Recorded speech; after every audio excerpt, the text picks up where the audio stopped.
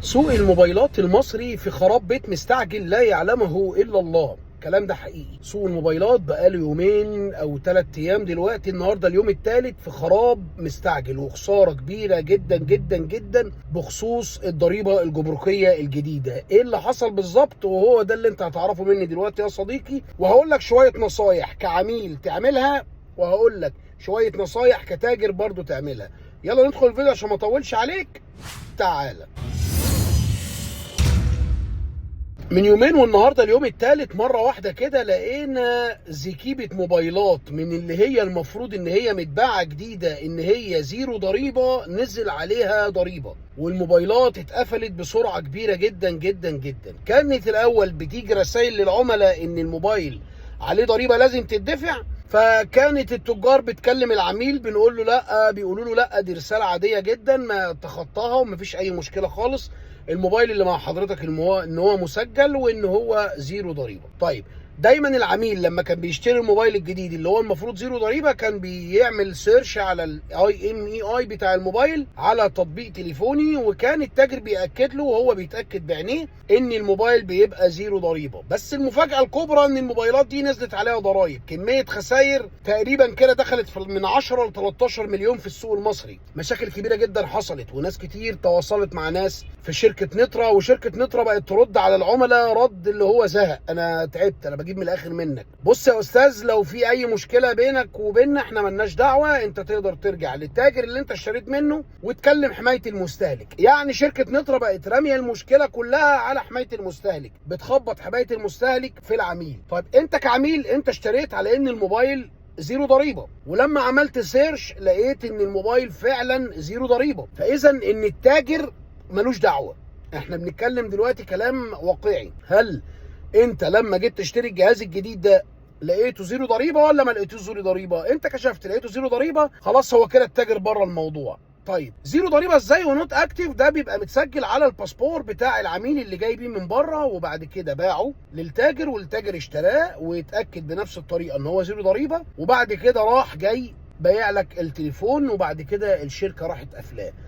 نترا بتعمل كده ليه؟ انا حتى الان مش عارف، بس لما جينا تواصلنا احنا كتجار مع نترا فهم بيكلمونا ان ده غلطه في السيستم وان هم بيعالجوها. طب غلطه في السيستم وانت بتعالجها، انت بتقفل الموبايلات ليه؟ الموبايلات المفروض انها ما تتقفلش، بس هو عشان سيستم كامل الكتروني، فمجرد ما الموبايل ان هو سمع ان هو عليه ضريبه فهيقفل الكترونيا، هو مش بيقفله بايديه. طيب على ما الموضوع ده يتحل، انت كعميل تليفونك قفل، انت لازم تقف جنب التاجر شويه، ما تحاولش ان انت تظلمه. مش معنى كده بقول لك ان ربنا يعوض عليك في فلوسك، لا، بس اصبر عليه شويه، لان الشكوى دي بتتقدم وبتاخد شغل من 3 ايام ل5 ايام وممكن اسبوع و10 ايام. فخلي صدرك رحب وحاول ان انت يعني تصبر عليه شويه لغايه ما المشكله تتحل. طيب لو المشكله كلها ما اتحلتش، فحاول ان انت ده من ذوقك طبعا، هتحاول ان انت تشيل معاه مبلغ في الحته بتاعه الضريبه.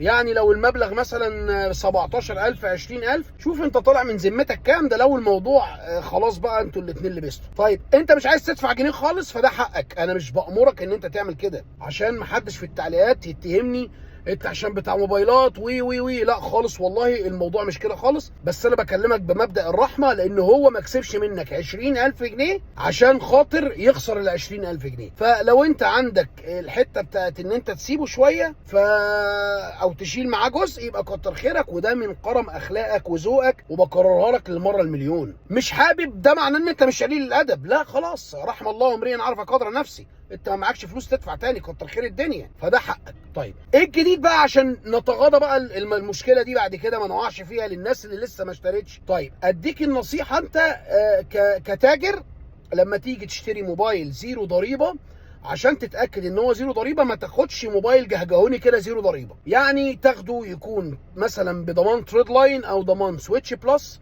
او معاه فاتوره شراء معتمده مثلا من بي تك، من رايا، من اي شركه كبيره، لان الشركات دي بتبقى دافعه الضريبه وبتبقى طالع مع الموبايل فاتوره مكتوب فيها ان تم دفع الضريبه ال 14%، والضريبه مش عارف القيمه المضافه والكلام ده كله. ده انت كتاجر عشان تبقى انت في السيف سايد، عشان لو حصلت المشكله دي معاك تطلع الفاتوره كده تحطها في عين المسؤول عن الموضوع ده كله. طيب نرجع. انت كعميل انا نصيحه مني ليك كاحمد تربو، يا اما تشتري موبايل زيرو ضريبه وتشوف الفواتير اللي انا قلت عليها دلوقتي تاخدها معاك او تصورها على موبايلك وتسيب الفاتوره للتاجر، عشان لو لا قدر الله حصلت له مشكله يبقى انت بره الموضوع خالص. طيب ايه تاني؟ الراي اللي انا ارجحه اكتر، ان انا رايي ان انت تاخد موبايل جديد يكون عليه الضريبه، وفي خلال ال3 شهور انت تحوش الضريبه وتدفعها من الفيزا بتاعتك او بتاعت اي حد من اصحابك، وتريح دماغك من الموضوع ده، عشان الموضوع ده هيوجع دماغك، هيخليك عايش اول 3 شهور قلقان شويه. فانت لما تيجي تشتري موبايل رايح دماغ خالص، اشتريه يكون عليه ضريبته عادي، وفي خلال ال3 شهور انت تدفع الضريبه. مع ان الموبايل يا عم احمد يا تربو اللي هو بيبقى زيرو ضريبه في السوق بيوفر لي من 5000 ل 6000. خلاص عايز تخوض التجربه يبقى هتتاكد ان الموبايل زيرو ضريبه، وتتاكد ان الموبايل عليه معاه فاتوره معتمده، عشان تبقى انت يعني في بطنك بطيخه صيفي زي ما بيقولوا. فهي دي النصيحه اللي انا عايز اقولها لك كتاجر، وهي دي النصيحه اللي انا عايز اقولها لك كعميل. ده كان فيديو وانا اسف لو طول شويه، بس كانت معلومات حابب ان انا اقولها لكم باللي داير في السوق. كان معاك احمد تربو، سلام عليكم.